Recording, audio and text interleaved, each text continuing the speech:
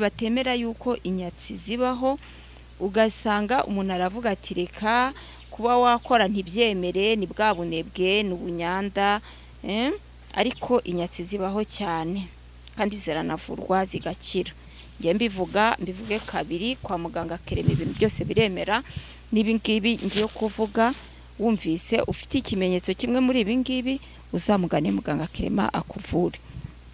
Ahangaha rero ngiye kuvuga iki, hari ukuntu umuntu yiberaho ugasanga urashaka kwikorera kugira ngo utere imbere, ariko hakaba hari undi muntu hirya yawe wakwiziritseho mu mutima we, akubita agatoki ku kandi, yumva nta kintu na kimwe wazapfa ugezeho.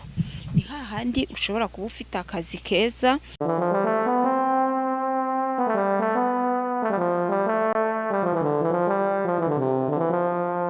Muganga Clement.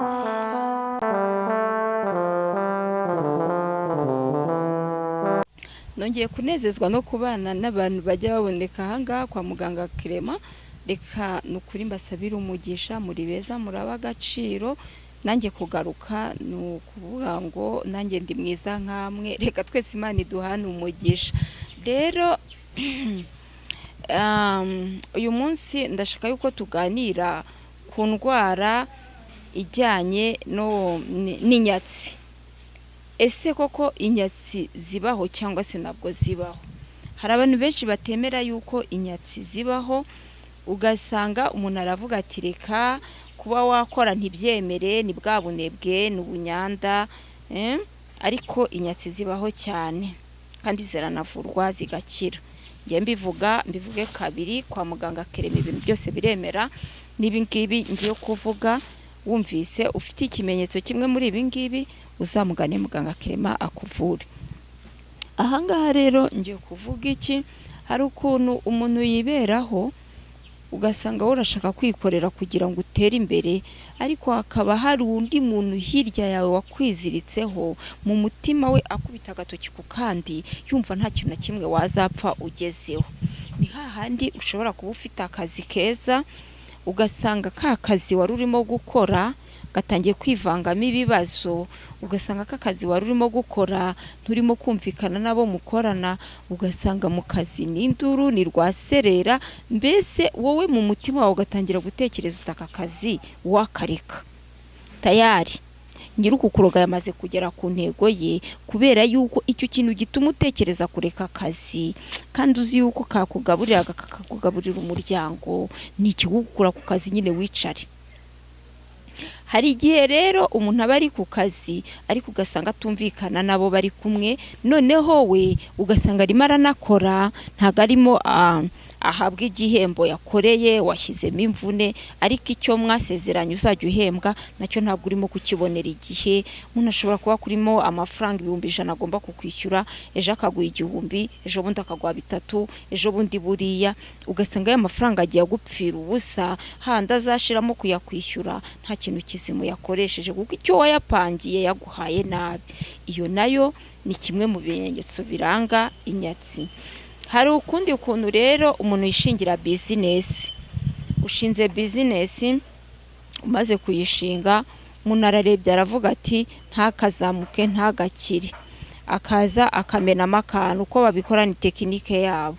None wowe ugasanga niba ari ubucuruzi wari utangiye ukwezi kwa mbere, kwa kabiri ibintu bigenda neza, ye uranabikunze, uranabishishikariye, igishoro ntiwakibuze, akatari kera ugasanga bya bintu byose wacuruzaga bitangiye kugenda biyoyoka. Bumwe hari n'igihe ugera ku iseta ukabura umuntu kubaza, nuje kukubaza ugasanga muyishwaniyeho, ntago murimo kumvikana. Ese wenda anavuye no ku iseta yawe nagutuka gucira mu maso, avuga yuko uri mubi, n'ubundi ukaba ari wowe uba mubi kandi ku bicuruzwa byawe.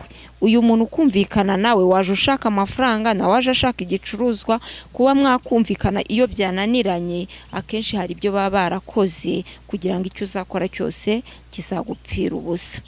Ushobora kujyana n'abantu mu isoko, ufite imari nziza, abandi bafite n'imari wenda iri munsi yawe, wowe kubera ko uzi ubwiza bw'igicuruzwa ufite ukavuga uti none nta nubwo mpatinda.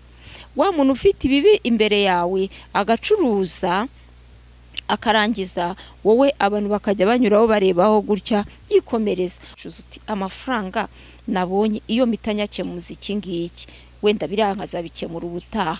Iriya nayo ni inyatsi, kutamenya kujera amafaranga yawe ngo uyakoreshe ibikenewe by'ibanze. Iriya nayo ni inyatsi. Rero muntu warudukurikiye wenda ntago twabivuga ngo tubirondore, ntago twabirangiza, nejo bundi turi kumwe mu biganiro by'ahazaza. Gusa iki kibazo wakibonye ubona ushyira imbaraga nyinshi mu kazi ukora, akantu kose werekejeho amaboko ukagakorana umwete ariko ukabona nikaguha umusaruro, gerageza wegera abaganga bagiye batandukanye barahari, uhere hano kwa muganga Clement ukomerezeho n'ahandi harahari, noneho ubanze wivuze kuko akenshi ibyo baba baragukoreye biba bitakwemerera gusingira umugisha.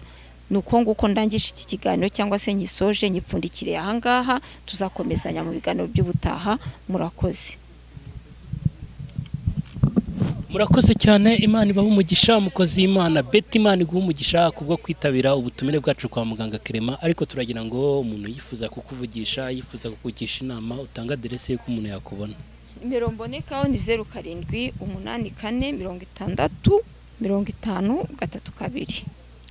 Ngayo nguko ngiyo nimero ye, iba no muri Momo, iba no kuri WhatsApp. Ngayo nguko, Imana ibaha umugisha.